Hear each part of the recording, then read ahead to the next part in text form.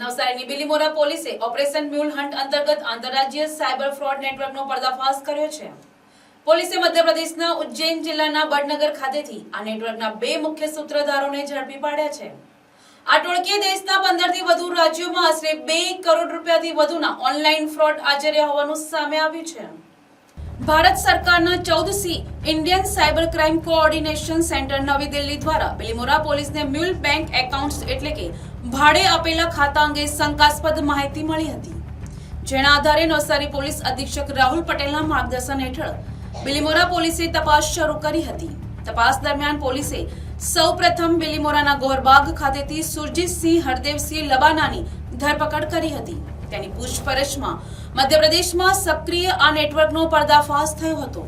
સુરજીતસિંહના remand દરમિયાન મળેલી કડીઓના આધારે બિલીમોરા પોલીસની એક ટીમે મધ્યપ્રદેશ પહોંચી યશ વિષ્ણુ શર્મા અને હેમંત પ્રમોદ મહેરા રહેવાસી રૂનીજા રોડ બડનગર જિલ્લો ઉજ્જૈનને ઝડપી પાડ્યા હતા. યશ શર્મા ઇન્દોરમાં LLBના છેલ્લા વર્ષમાં અભ્યાસ કરે છે અને તેની સામે અગાઉ લૂંટના ગુના પણ નોંધાયેલા છે. આરોપીઓની પૂછપરછમાં તેમની મોડસ ઓપરેન્ડી સામે આવી છે.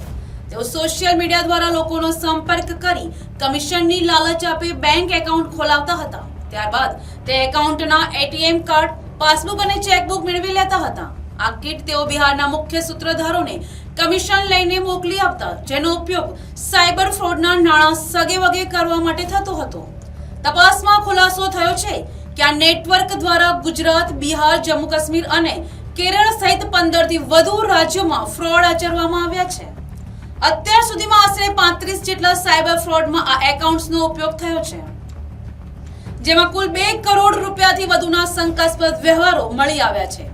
પકડાયેલા આરોપીઓ વિરુદ્ધ બિલીમોરા અને ગણદેવી પોલીસ સ્ટેશનમાં ગુનાઓ નોંધવામાં આવ્યા છે. બિલીમોરાથી નીતિન પટેલનો અહેવાલ.